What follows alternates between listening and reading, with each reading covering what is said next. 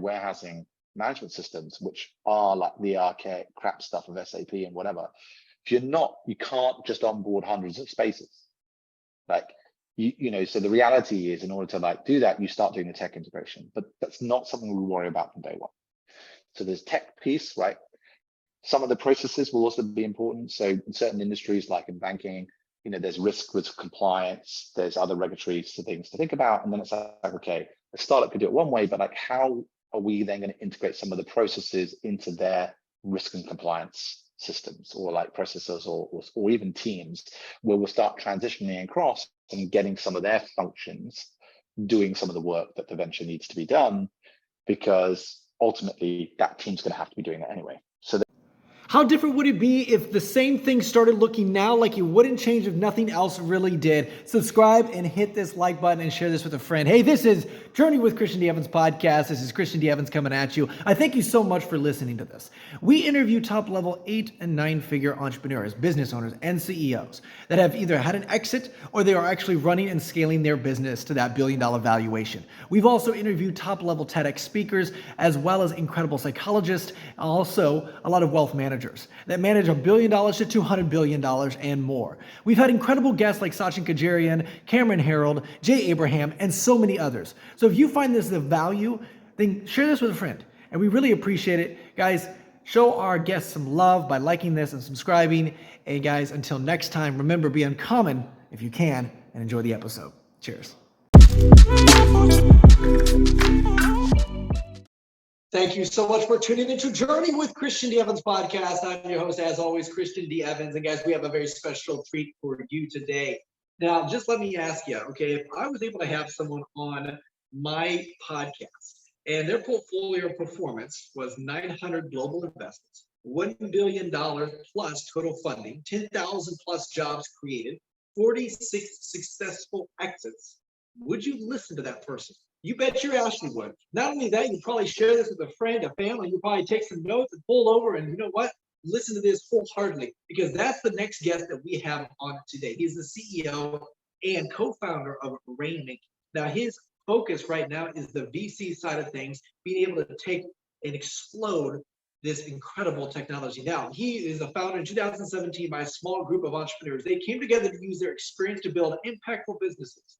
And in the years that followed, they founded Startupbootcamp, one of the world's most successful accelerators to help other founders grow. Rainmaking as a whole is represented by 35 nationalities and 10 offices on 4 continents. They are a team of 200 plus entrepreneurs, strategists, product experts, developers, designers, and investors. I am so excited about having one of the co-founders, CEO, and founder on today, my friend, Jordan Schlipf. How are you doing today, Jordan? Hey, Christian, thank you so much for having me. It's a pleasure to be on.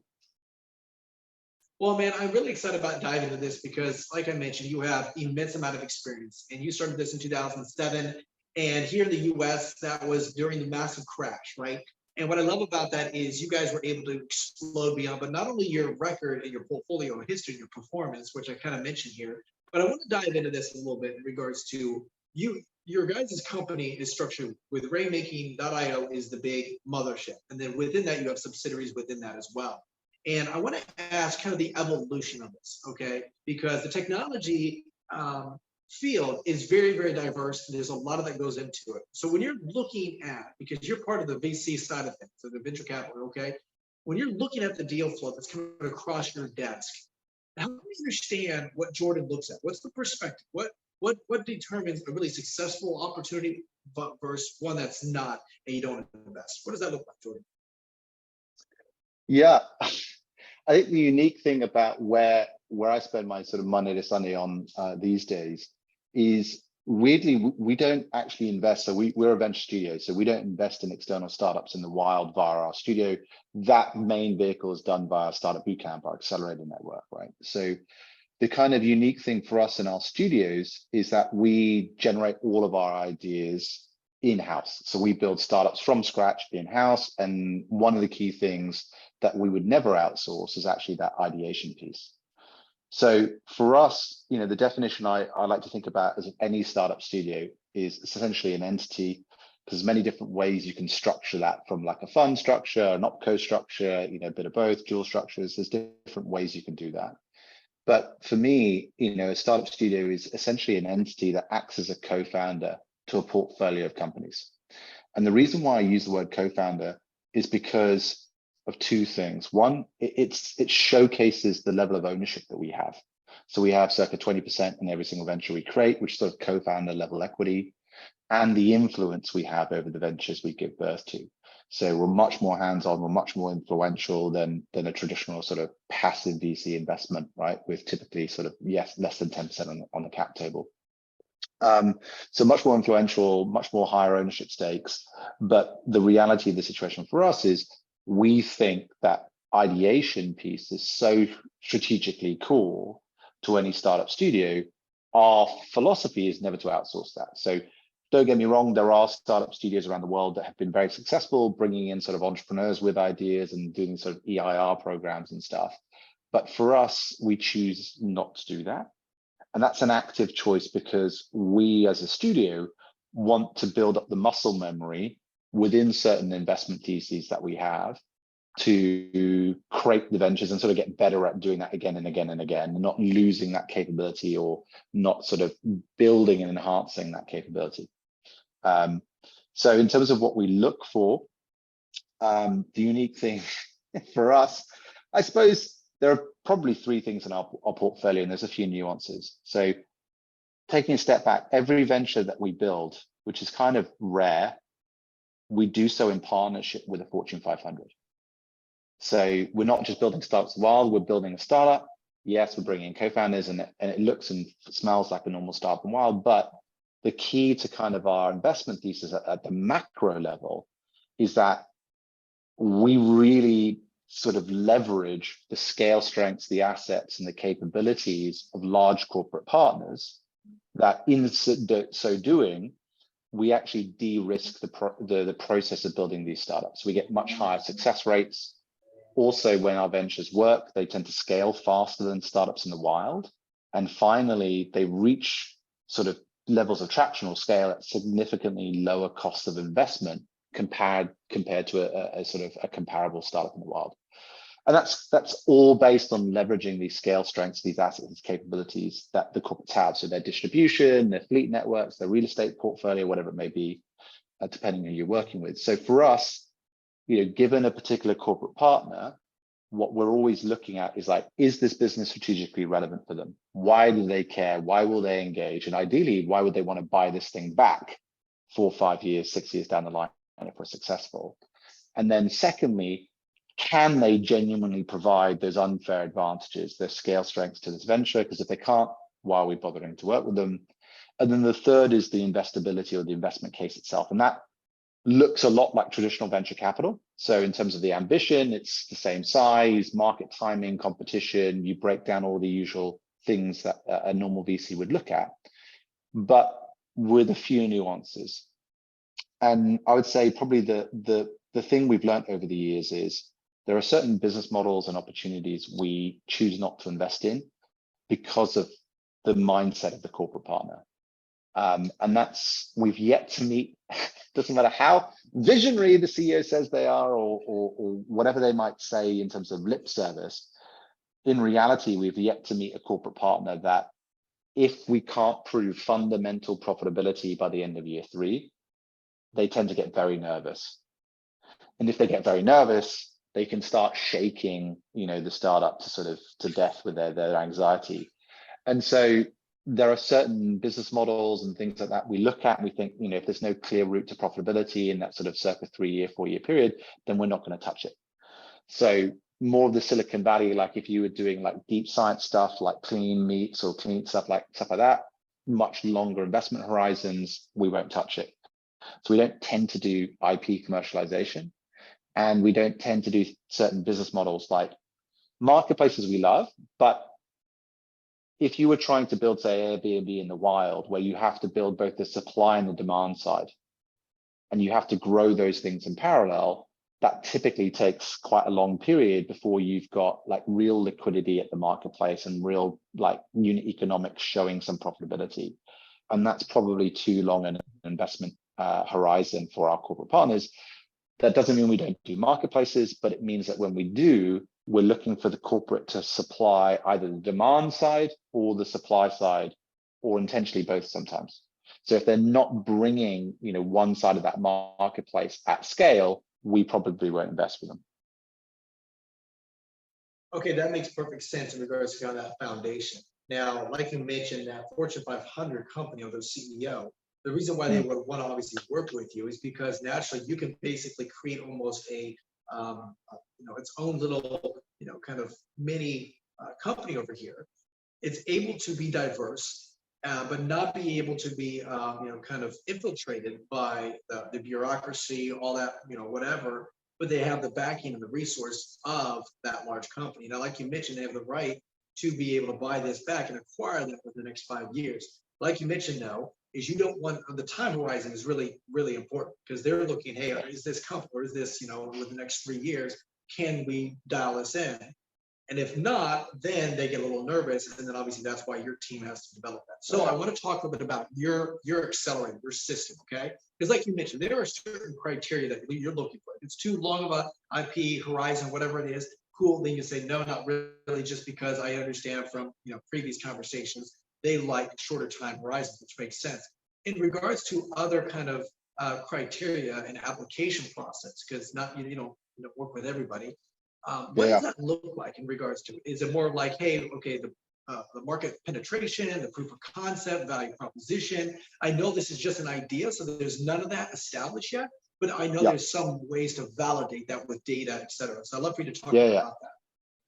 Yeah, no, it's great. That's a great question. So I think for us, one of the things that we look for is analogs in the market, right? So, the truth, it's not always the case, but it is often the case for us. We're actually more of a fast follower. And I mean that in the sense of like, we'll be working with, say, a bank in France or a big logistics company in Europe. And we'll look at maybe some startups in the US doing some really cool stuff.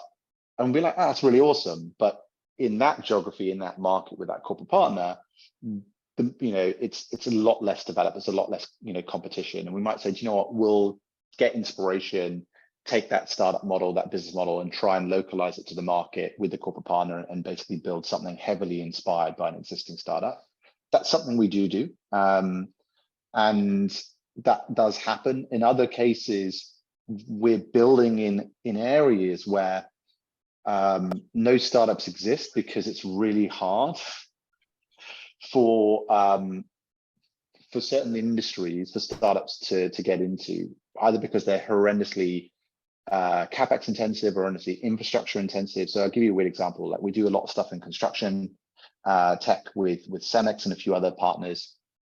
And one of the things we do in heavy building materials leverages their network of quarries and like their huge sea dredging operations to get like aggregates and building materials, like the sort of soils and the stones and stuff that go into a lot of building sites. And it's like, well, what startups have quarries? None, right? What startups like have that kind of those kind of operations, those kind of assets? And that's super hard to just buy yourself into or get yourself into. So working in certain industries, we're able to leverage those assets to build, sort of move into white spaces. And those two examples I've given you are fundamentally different. On one of them, we've got clear analogs of existing startups doing similar things that we can kind of prove that certain behaviors have happened. So in those examples, we're basically saying, well, if you find the right co-founders, we kind of believe the market timing's right. There's quite a lot of analogs and proof points. They'll be able to iterate towards something exciting. In the other example, where it's a white space, there's really very little to kind of like back to back that off in terms of other analogs of startups in the world doing certain things. But then you're kind of looking for analogs of like real needs, real problems, and then you just trust that the reason why the startups aren't there is because they can't get into this. And so you then sort of have a bit more faith in that scenario where you're like, well, look, given these unique assets, given these clear pain points, like that's kind of a no-brainer. And it is a different feeling in the investment committee when you're making those calls, but there are so many industries that are so late to like even just digitalization. They're so analog, they're kind of been left alone, they're unsexy. And in those scenarios, what we've learned over the years when we do this is the first, second, fourth time we did that, we were pretty nervous because it's like, well, there's no real proof points. And like, and the reason why we're nervous is not about losing the money, because the initial seed investments aren't much, right? It's like a couple of $1 million. It's more about how's the corporate going to view that. So if it's the first venture we're building with them, it's taken us maybe 18 months to get through a sales cycle to convince the board to even think about doing this with us, which is horrendously uncomfortable for them. If that fails in the first 6 months, it could do, for all the right reasons, what's their reaction going to be like? And like, does that mean they're going to give us another go and be able to try another venture with them? And there could be quite a lot of like sales cost to losing that partnership. So in the early days, we were quite nervous of that. And what we realized is actually in a lot of those scenarios, it's a bit like shooting fish in the barrel. There's just a lot of lower hanging fruit. And we trust now that you put the founders in, it's kind of like, God, there's no real competition. I've got this insane assets. There's some clear pain points and no one solved it. And like the technology solved it. It's just basic digitalization. Yeah, I do that every day of the week. Done. So it is typically one of those two things. Either there's clear startup analogs doing cool stuff either in other geographies or even in the same geographies, but a bit earlier stage. Because this is the other thing. Even if we see 3 or 4 well-funded Series A startups doing something, for a normal VC, that's too late to get into the game in that given market. You're like, oh my God, I wish I'd listened to that, a year or two ago. But like now you've kind of missed the party. For us, we're like, yeah, but if I'm rocking up with Coca-Cola or if I'm rocking up with like, Citibank, yeah, I'll take them on. And we do. And that's one of the interesting aspects is like when we turn up to, a knife fight with an AK-47, in terms of the sort of scale strength our corporate partners can provide us, it is a bit of an unfair fight. So we can even be 3 or 4 years late to the party and still take a significant market share, which in some cases is hard to convince the corporates because they'll look at startups and go, well, that startup's raised 150 million. We can't compete with that. And then I'm like, yes, we can. And then sometimes there's a sort of this cognitive dissonance where they're like, we don't believe you, Jordan, because that's a lot of money. And it is a lot of money, but that's kind of a byproduct of there just being too much venture capital out there, not necessarily because the venture needs 150 million. And it definitely doesn't need that kind of quantum investment if I've already got millions of customers or, millions of like a huge nationwide fleet network or whatever it may be. This is really good in context, and I really appreciate you sharing that. So there is some data out there in regards to maybe some proven concepts out there in other maybe smaller startups that then you can obviously kind of mimic or very simplify. But also you mentioned there are certain principles regardless, which is, hey, making sure you have the right founders, the experience, the expertise, and then as well as, like you mentioned, having the right systems and processes in place. Now, I want to kind of pivot toward that because structurally, that is what's really, to me, I find so interesting. Finding the right experienced people to put in play. And that's what you guys are really, really good and dialed in. So I want to help me understand, because you're accelerating your program. That's basically what you do. You focus on phase 1, phase 2, phase 3, phase 4, right? And you have it all streamlined and processed because you've done it so many times. And it doesn't really matter what industry, because these processes, these systems are very, very aligned to not really matter what industry. So I want to unpack that accelerator for me, kind of maybe start to finish, right? In regards to finding the experience, what to focus on, what's that raise, okay, what do we do, how do we deploy that capital, et cetera. And then like you mentioned, in year 3, that's a pretty quick timeline. And you really got to dial things in. So I know you guys have that dialed in because you've had 46 successful exits. Yeah, so within our venture building business and our studio, which just for terminology is separate to our accelerator program, Startupbootcamp, right? Which is essentially a European version of Techstars, essentially. But so in our venture studio business, when we're building ventures, the founders, we only invest in the co-founder pair. We never invest in single founders, and we only invest in second or third time VC-backed founders. And the reason why we do that is because ultimately second or third time founders deliver way better investment returns than first time founders, right? And the luxury, and this is like, look, I've been a VC as a managing partner in a global early stage VC fund, and I think there's a fundamental difference being a traditional, vanilla VC investor versus running a startup studio or venture builder. And I'll give you, and one of the most notable examples is around talent. As a VC investor, you have very little control, pretty much no control on the levers that actually matter for one of your investments, whether like its outcomes, whether it's successful or not, and its investment returns. So, ultimately what you're doing is founders approach you for an investment and you're kind of going, okay, relative to the market, do we think this startup in this space is one of the better investments, one of the better teams, one of the better things, and you sort of place bets. And the reality is maybe 1 in 10, 1 in 15 work out, or typically there's genuinely a power law investing where, you deploy your fund and there's one startup that basically returns the entire fund and gets your IRR. And so realistically, your mindset is one where you're placing a bunch of bets. And it's a bit like going down the casino and you put a bunch of bets, spin the wheel, and you kind of hope that because you've got a portfolio of bets, one of them will win big, and that's how you make your money, which is the opposite to how a venture builder thinks. Because for us, the levers like the talent, VCs will always say, what do you look like when you invest? They go, oh, talent's really important, founders are really important. It's like, cool, great, but what can you do to change that? Like nothing. You don't get to choose the founders. The founders are asking you for money, and they're one of the part of the investment decision where you're like, whoa, I love the space, I love the industry, timing's great. You've got 2 or 3 co-founders and you're like, yeah, one of them's great, maybe the other 2 a little bit, but okay, I'll make the investment. It's not perfect. You're never going to get perfect. You've got to do deals.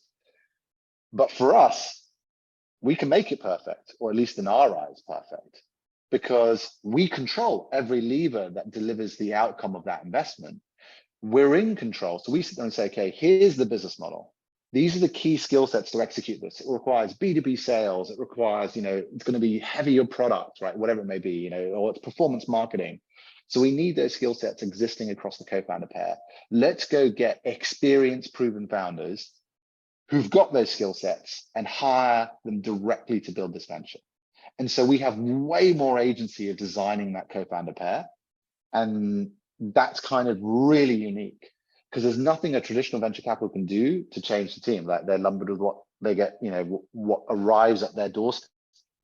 We're sitting there and having a very different discussion at our investment committee about who should be the best people, the skill sets, the traits, the personalities, the fit for this particular investment opportunity. Then we go headhunt them, then we bring them in, we put them in place, and we set them free. Fundamentally different, right? So our founders tend to be a lot later stage in life, so mid 30s to mid 40s, in some cases late 40s.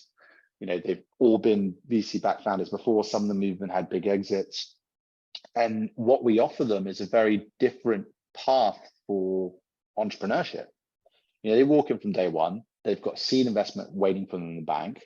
A couple of mils sat there. Cool. They've got this huge corporate partner lined up, contractually obligated to deliver all of these scale strengths and assets. The second round of investment, if it's doing well, they don't have to ever raise in the market in the wild. Us and the corporate will give them the money they need for the first 4 or 5 years, right? If the corporate's going to buy it back. We've got the buyer baked in from day one. It's like, come on in, take your salary, build all this stuff with all this unfair advantage, and basically have a much, it's a de-risked path for entrepreneurship. So the benefits are, you get salary from day one, you get money from day one, you don't have to fundraise in the wild, focus on building the business. It's a much higher chance of getting an exit, right? For us, it's about 40% of every venture we incorporate exits, potentially even close to 1 in 2, 50%. And then we're saying you'll reach that point of liquidity and the payout a lot sooner, year 4, year 5. And the downside is you'll never be a billionaire in our model. There's no legal cap to the enterprise value, but practically speaking, given the contracts we draw with the corporate partners, and it's a sort of 4 or 5 year sprint until the corporates buy back, our enterprise values for a very bad performing venture is about 40 million, and then it goes up to maybe say 250. It's hard to go beyond that in terms of valuations. Not because it's not, theoretically it's possible, but like practically 4 or 5 year sprint from a standing start, it's kind of like where it gets to. So it won't be a $1 billion valuation. So again, it's kind of like, if you have a founder who's absolutely dead set on becoming the next Zuckerberg and wants to be the CEO, wants to be that IPO billionaire, then sorry, we can't offer you that. You know, we're not for you. But if you want to do a second, third tour of duty and have a lot of fun of unleashing your passion and your profession as an entrepreneur with kind of the odds stacked way more in your favor than they would ever be otherwise, let's have a crack at it and do 4 or 5 years, make, 10, 20 mil. That's pretty much what we offer. See, this is so interesting to me, and I love what you said, because you're bringing in not only the resource, you're also bringing in the vehicle, and all you're doing is just trying to find the right person to, run in that vehicle. Now, I want to talk a little bit about, because you guys at Rainmaking, you guys build that out, okay? You guys have all that structured out. Now, when you're talking about putting that team in place, do you put some barriers or boundaries or some safeguards to ensure, hey, you know what? Maybe some proper expectations. And I would imagine that conversation is obviously had. So I'd love to ask you, kind of what that looks like in regards to not just finding the right person, which is what you just talked about, but also when you find that right team, okay, now, all right, let's work ourselves backward. Do they come up with a plan and say, hey, you guys are the SMEs, you guys are the subject matter experts, you guys let me know what you guys need and you guys come in to support? Or is it vice versa, where you guys kind of have an overshadowing and say, hey, this is what we look for? What does that look like? Yeah, so look, you're not going to get exceptional founder talent to build your idea. It has to be their business, has to be their baby. And so, when we do the investment memos for these initial ventures, although we do lay down, because again, we have to convince a corporate, right? So the kind of investment memos we put through are way more in depth than any VC would ever greenlit an investment, because by definition, we're working with the CEOs and the group executive boards of some of the world's most largest companies in the world, and they have a different standard. And this stuff is uncomfortable for them. So the standard of the work that we do and the depth of analysis that we do is probably more akin to, I hate to say it, but a sort of tier 1 strategy output. But with the VC, the work we do is all venture capital type stuff, right? We're not creating slide decks and nonsense and all that kind of stuff, but it's VC level work. But the point being is, when we create these investment memos, we do articulate how we, my co-founders and I would personally go about building that business. And so we give an illustration of how we think the roadmap would go, and how do we think, year 1, year 2, and how we think it'd scale it, and what the go-to-market would be. And, we break all of those things out, the unit economics, the financial modeling. But what we say to the founders is, this is the work that we do to get comfortable to be able to greenlit the investment and to get the corporate over the line. The reality, though, this is not a recipe for you to follow. This is just to try and speed you up and get you up to speed, onboard you. Ultimately, it is absolutely your choice. Now, in terms of rail guarding, or how do we keep them sort of on the track? Basically, there's a broad 4 corners to a box, an opportunity space is a really fuzzy word we use, but the opportunity space, which is essentially saying, this is the rationale why the corporate is strategically interested in it. Here's the space we wanted to do. Now, we came up with a business model and a go-to-market and some other specifics, but actually that doesn't matter. As long as you're building something in this space that meets these broad strategic objectives of the corporate, that leverage these assets from the corporate, you're fine. Do what you want. So how the products, the features, the actual go-to-market, even the monetization strategy, that can totally change, and it's up to the founders. So they really start with kind of our thoughts, our analysis, but really they're building their business from day one. And so what we learned many years ago, we used to do the opposite. We would do the first 6, maybe 9 months of execution ourselves. We'll do all the customer development. We would get, maybe some MVPs launched. We'd have some real thoughts about how the product should be featured. And it's de-risking that investment, right? It's fuck, we've got to get an idea of how we would do this before we could, before we deploy, millions, right? And so that's what we used to do. What we found is we get worse results, because at that point, when you've baked something in the oven for a couple of hours, or in this case, months, you then try to reach out to founders, and they're like, yeah, it sounds like you want me to build you your idea. And I'm actually a real entrepreneur and founder, and I'm not an employee. And so if you want someone to build your stuff, like go hire someone to do that. But I don't get hired to do that.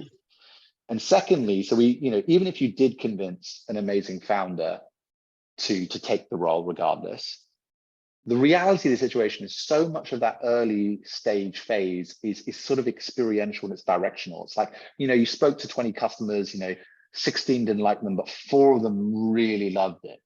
And like, you were taking some experience around that.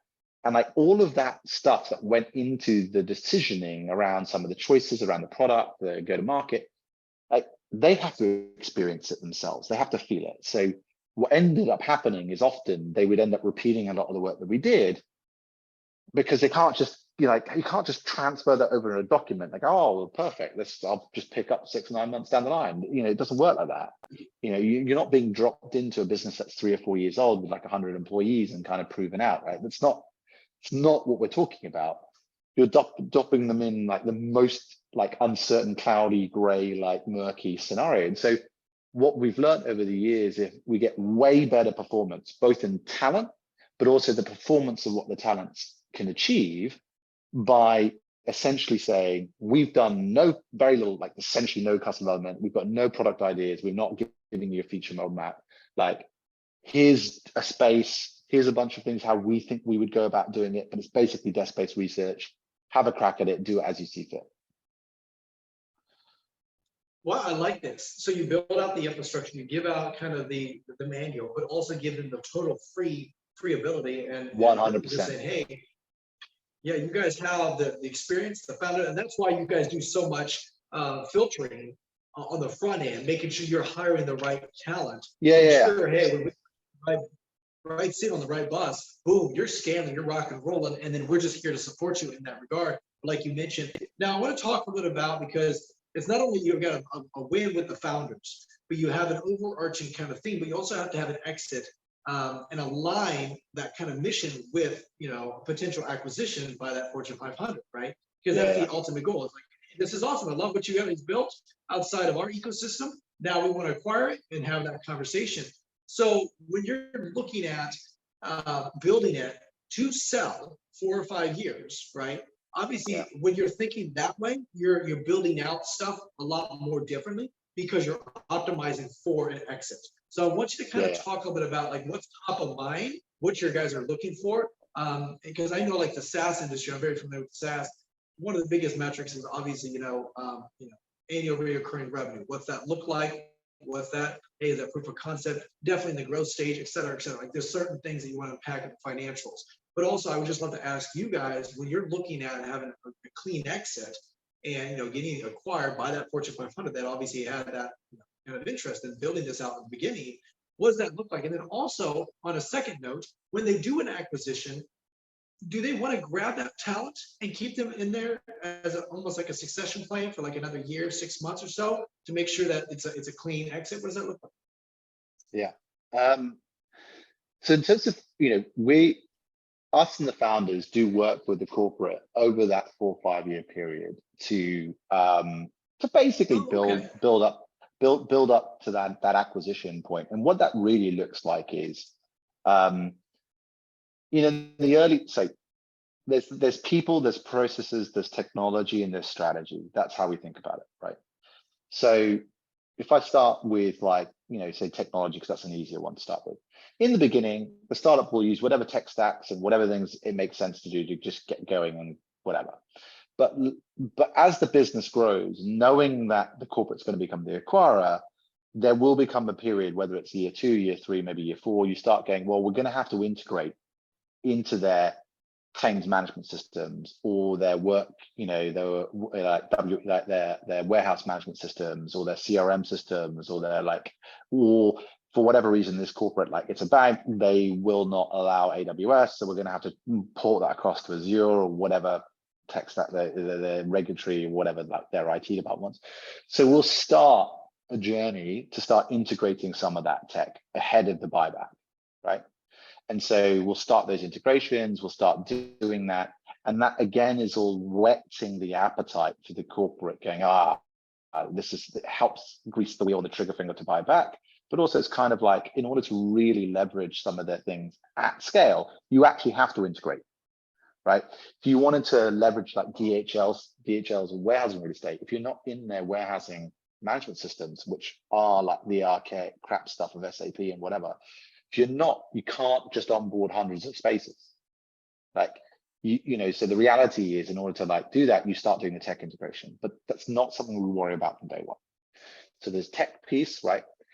Some of the processes will also be important. So in certain industries, like in banking, there's risk with compliance, there's other regulatory things to think about. And then it's like, okay, a startup could do it one way, but like, how are we then going to integrate some of the processes into their risk and compliance systems, or like processes, or even teams, where we'll start transitioning across and getting some of their functions doing some of the work that the venture needs to be done, because ultimately that team's going to have to be doing that anyway. So there's some processes that we might want to be doing as well. So there's technology, there's processes, and people.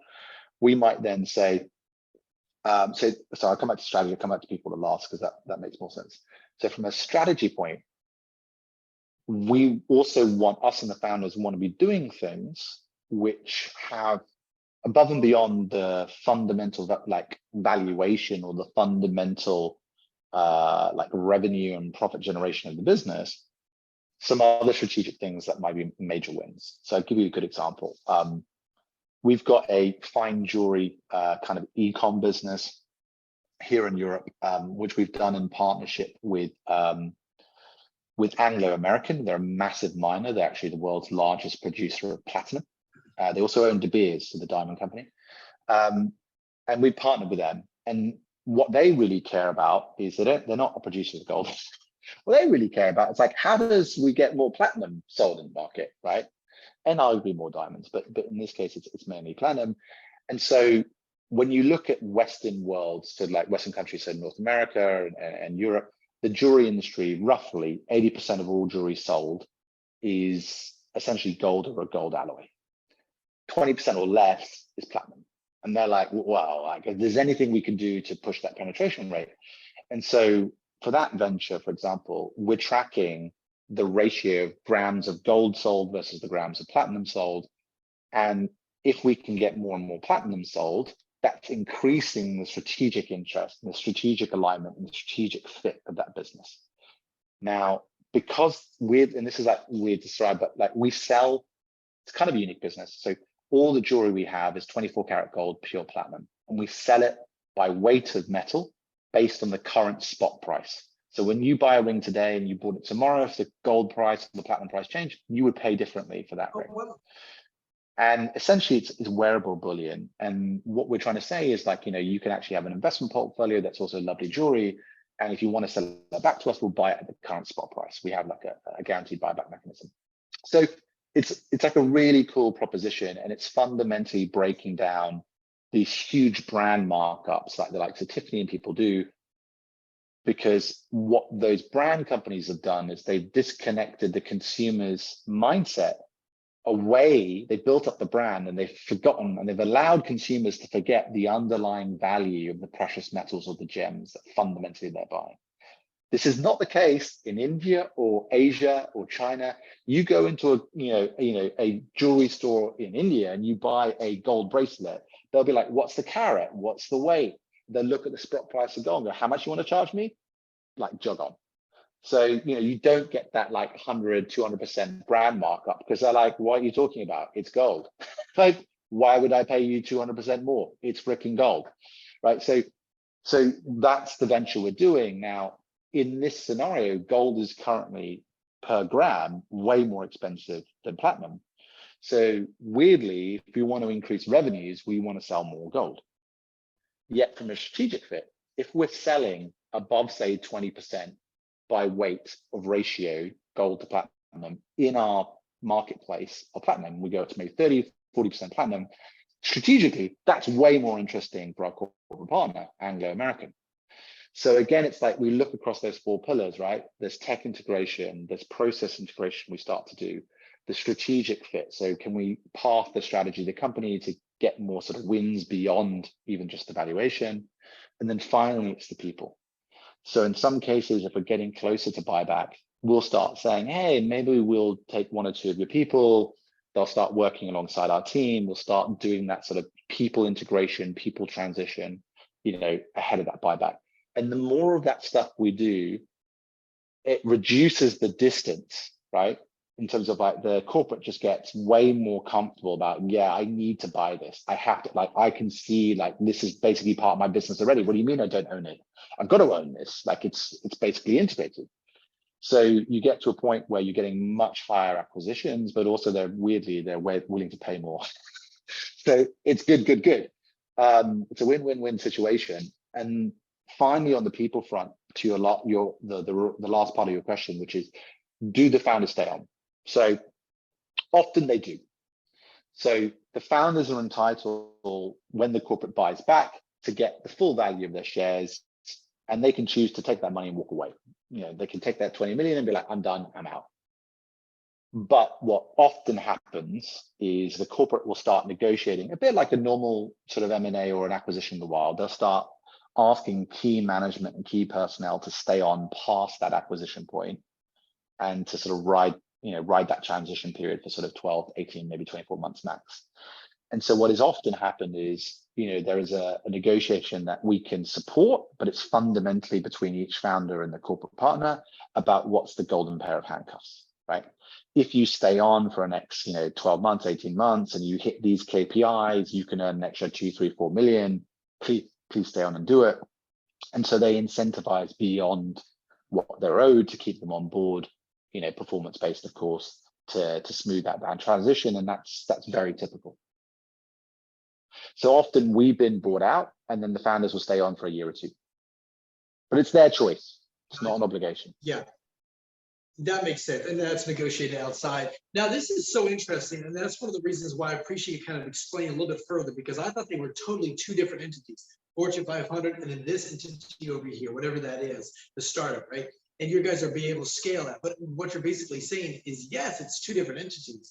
However, though, they're very close aligned. They're integrated and they're slowly integrated from day one all the way to potential day, obviously, exit 5 years. With strategy, system, processes, even the influence of the people as well, the teams. So these are communications so that when there is that acquisition later on, it's a very clean acquisition, even more so than any others, because obviously now you guys have a systematic aligned process, which I think is so beautiful, because I understand the importance of large companies having, because I've talked to some people that are in corporate America, and they have like, okay, here's the keys, go figure this out. But because it's still underneath the mother company, whether it's like a department or whatever, it's still that bureaucracy, and it's slow, it's methodical, and you can't be as adaptable to change, et cetera. So by having a whole different entity over here that has the backing and the resources available, however, though, it's still by itself free-flowing, being able to obviously scale at a different level. And then, like you mentioned as well, is still that congruency of integration, that proper integration. I'd love for you to, you mentioned obviously the jewelry business. I'd love for maybe, I think we have one more time for another story. I'd love for you to share another case study, maybe from, from square one to obviously exit, and, that clean process of what you guys have been able to. I know you guys have 46 clean exits, but I'd love for you to just maybe give us another case study. No, I'll give, actually I'll pick one because I was actually speaking to the founders just before this call. So this venture was a byproduct. So BNP Paribas, massive bank in France. They're one of the largest French banks, and they're also one of the largest insurers in France and across Europe, quite frankly. And it was their insurance division that came to us with a kind of unique challenge. So they've got part of their insurance division, which is kind of a monopoly in France, but what they do is they provide extended vehicle warranty and maintenance products for used cars. So there's a law in France. So if you go to a car dealer and you buy a secondhand car, by law, the car dealer has to give you 6 months of warranty with that sale. And then what they try and do is they try and upsell you, the consumer, into like buying a sort of maintenance package for your car, right? And that's their business. They're an insurance company. They sell these warranty products and these maintenance products. And effectively, they've got about 3,000 car dealers across France. And every single time a car dealer sells a car, a used car, they get the warranty and then they try and upsell the maintenance products. They've got about 1 million customers in France, about 1 million policyholders in France. And then they've got 24,000 garages or auto repair shops where if you were a policyholder, you could go into any one of these 24,000 garages or auto repair shops to get a routine maintenance or to repair some damage and put in a claim. That's their business. And so they came to us and basically said, well, we've got two problems. One, we're not really growing. What do you mean? We've got all the car dealers in France. We're internationalizing into like Italy and Germany, but basically there's nowhere more to grow. Like, you know, if car dealers sell more cars, we sell more insurance products, but that's it. Like they've literally just got to a state of like the dominant player, and they're kind of now just flatline growth with whatever the macroeconomic situation is around the used car market, right? So they're like, we're really struggling to grow. Two, we're actually really worried. We sort of have this existential crisis where, you know, we're seeing these big unicorn startups that are these fully integrated digital car dealers. So in Europe, there's companies like Kazoo, there's Cinch, there's a few of these guys that are basically buying, these startups buy fleets of cars and flog them online like in an e-commerce experience, and the cars are delivered to your door, right? And so they're like fully digital car dealers. And as more and more used cars get sold via these digital car dealers, that's a problem, because essentially you're taking away car sales from the traditional physical car dealers. And so, and the BNP Paribas insurance division isn't going to be the insurance provider for these startups. They do it themselves, right? So they're like, insurance is highly profitable. I think we'll just get a license and do that ourselves, no problem. We'll just get a read. All right. So basically, as these startups were taking, you know, more and more market share, they were watching and really worried about the sort of existential crisis about, well, if these startups keep going on the trajectory they're going to go, these car dealers are going to start disappearing. And if these car dealers start disappearing, I've got no distribution channel. I'm going to start selling less and less insurance products. Like, problem. That's what they gave us. They said, okay, here's our business. We've got growth issues. We've got this existential crisis. What should we do? So we go away, we cook up a little bit of an idea.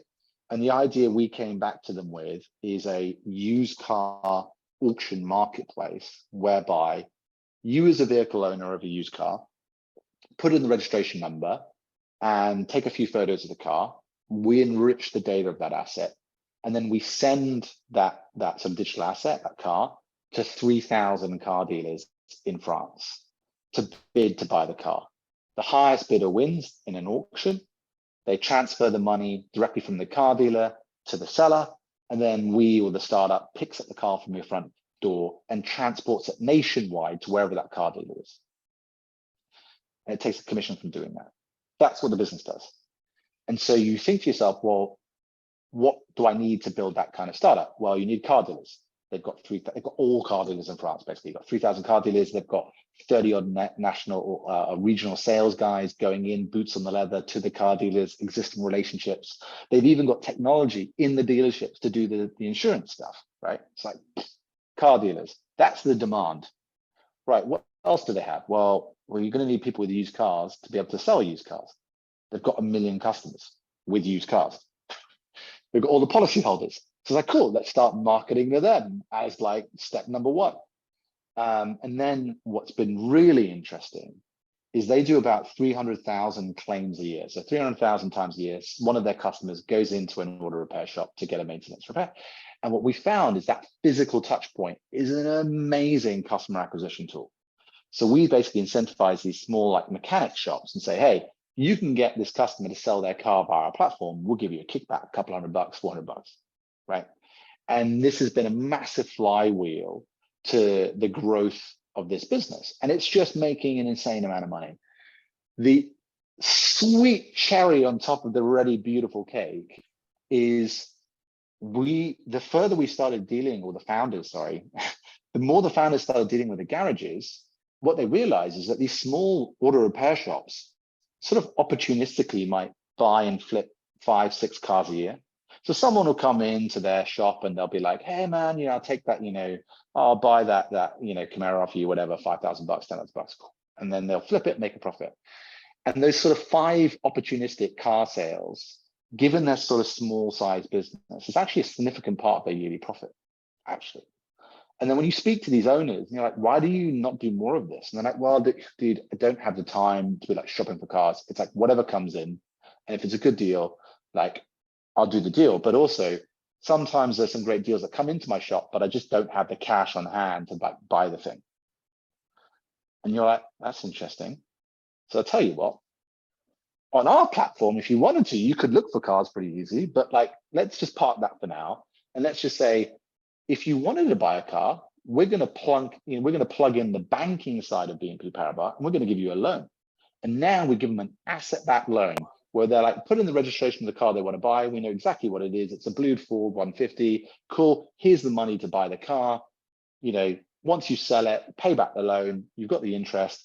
And now what we're doing is we're converting all these little auto garage shops, these repair shops, into like mini car dealers, right? And when they sell the cars, we're like, hey, put on the warranty product, try and upsell them the maintenance product. So this is a further flywheel where we're now making money from lending. We're now getting additional like insurance products from the auto repair shops, and we're making a ton of money from every single used car that goes through our platform. It's freaking awesome. But that's flywheel hopefully brings it to life. Yes, I appreciate you unpacking that. That is just beautiful. And like you mentioned, they already have the distribution, they already have the foundation established, and acquisition, they couldn't grow any further, but now they were able to expand this other channel and just explode. I love that. And that was, did you guys have a clean exit out of that, or is that still in your portfolio? That's still going. So the reason I bring that up is I spoke to the 2 founders before this call, so they're still trucking away, but doing very, very well. And I mean, BNP Paribas, the corporate partner, absolutely love it, because not only is it financially doing super well, it's solidifying and protecting the traditional car dealers, because now these guys are getting more cars, they're getting more assets, people are still going to their lots to buy these cars. So you're strengthening their position, you're giving them more growth in their core insurance products, you're getting them, all right, you get the deal, right? It's just when the stuff that we do in our model, we can't do everything, but the types of ventures we do are elegant. And I get so excited and so passionate about it, because when we drop in the founders, they're like, this is awesome.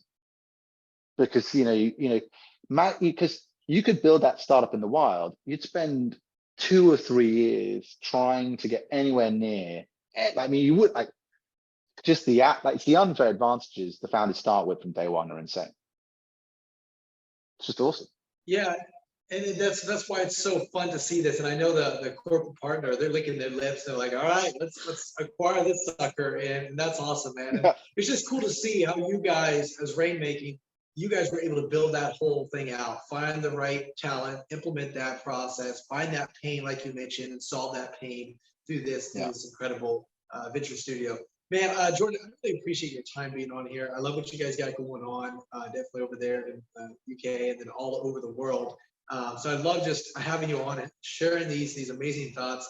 For those that are listening, that are maybe want to be a corporate partner, that want to maybe obviously have more information, or maybe you learn a little bit more about what you got going on, or maybe they want to be part of your talent pool. How do they reach out to you, bud?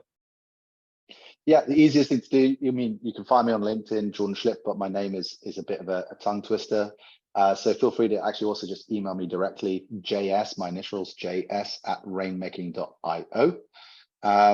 Those are the 2 easiest ways to hit me up and find me. Awesome. And guys, those links will be in the description below. So I'll make sure I put his LinkedIn account as well as his email. Jordan, I appreciate you kind of sharing your email. So you probably will definitely get some emails from this podcast. And again, Jordan, I really appreciate you being on here, sharing your passion, sharing your vision. I always love to ask my guests before I let you go, is there any last words of wisdom that you'd like to share with our audience? Ooh, that's you put me on the spot there, Christian. I wouldn't say wisdom, but I would say, look, it's not for everyone, but if anyone is remotely interested in taking the entrepreneurial road, like, it might seem daunting, but just do it, because it is full. I mean, you will be challenged every step of the way, but it pays back in spades and rewards. Not you sure, like monetarily, if you're successful, you can make sense, but it's not about that though. It's about, you know, living a life of like real purpose and real feedback and meaning. Like everything you do, you turn nothing into something. You take an idea, you build a business, and you have this huge privilege of becoming an employer where people are going home at the end of every day, putting food on the table for their families because you've built a company that allows that to happen. And that is awesome. And the truth is, the backbone of every economy is essentially SMEs. It's essentially entrepreneurs. And so if you're sat there thinking, maybe I should do whatever, just do it. Stop asking if, give it a go, right? That's the only way you're going to figure out whether it's for you or not, right? You can't sit there on the sidelines and watch it forever. Get in the game, figure out if it's for you. If it is for you, welcome to the club. It's a wonderful, wonderful community and tribe. So have at it. Well said, man. Well said. I 100% agree with you, man. Guys, that is the CEO and co-founder of Rainmaking Venture Studio, my friend, the one and only Jordan Schlipf. Guys, that is Journey with Christian D. Evans podcast. Until next time, be uncommon if you can. Yo, this is Christian D. Evans, Journey with Christian D. Evans podcast. We thank you so much for listening to this amazing episode. If you feel and you know that this was valuable to you, please show some love to our amazing guest by liking this, by commenting on this, by making sure that you do a nice 5-star review, and just show some love to our guest. That'd be really awesome. Also, make sure you share this with a friend, a family, a colleague, someone that you believe would bring value to their life right now. And guys, we just want to say thank you again for just being part of our community. If you want to have more resources, don't be afraid. Go to christiandeevans.com. You can actually schedule a phone call with me, or you can send me an email at christian.evans@beUncommonIfYouCan.com. That's christian.evans@beUncommonIfYouCan.com. Always love to hear some feedback, and let me know what is the number 1 or 2 things that you are struggling in your business and your life, and we'll make sure we have those conversations. Guys, that is Journey with Christian D. Evans podcast, and until next time, remember, be uncommon if you can. Cheers.